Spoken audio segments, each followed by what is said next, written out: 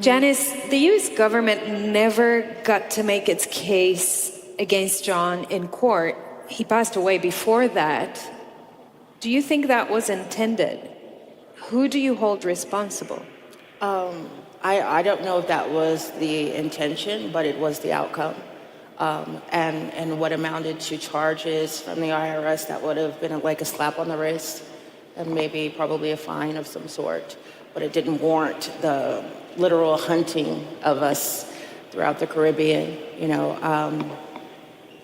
It was just a wildly targeted effort for something that would have amounted to a simple fine. Right. He would have never done any jail time had he have not gone on the run, had he have just stayed and fought the charges. It would not have amounted to certainly not him losing his life. And who I hold responsible, I mean,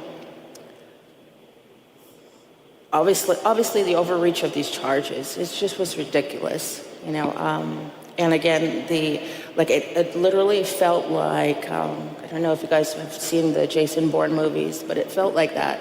It was very intense, very stressful, always having to look over our shoulders. But John, he was in his element in chaos. He was born and conceived in chaos. So chaos was his, kind of his stomping ground. But for me, it was overwhelming at times. But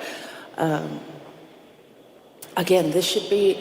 I don't understand how this can still happen. In your husband's case, that we're still having to have these conversations.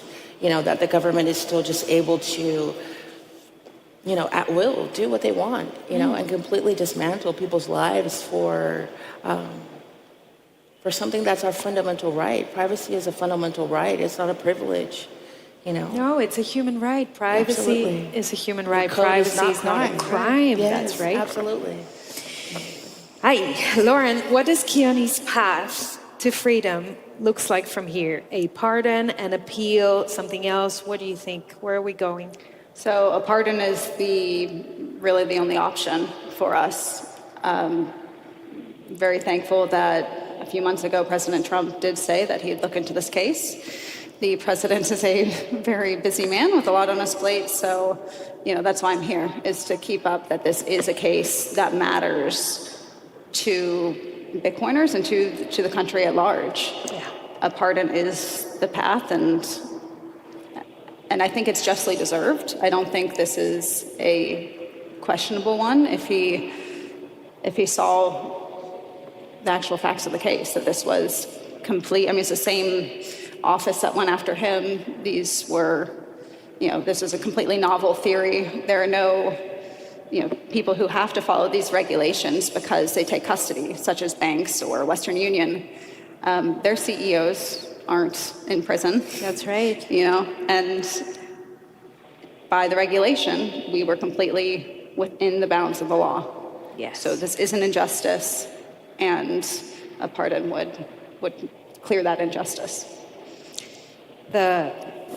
How do you say it? The home of the free, the land of the brave, the home of the free. We want to prove that right? Yes. Janice, what comes next for you with John's legacy? What would John want us to know and do these days? Okay, so I am a part of a project called Antivirus, and the goal of this project is to just bring to fruition the privacy products that John was working on. And so these products will help to help individuals to keep their holdings anonymous, as it should be, because I think this should have been a part of the foundation of the crypto space, but unfortunately it is not. And I think what John would want us to know is that we cannot expect our government to have our best interests at heart.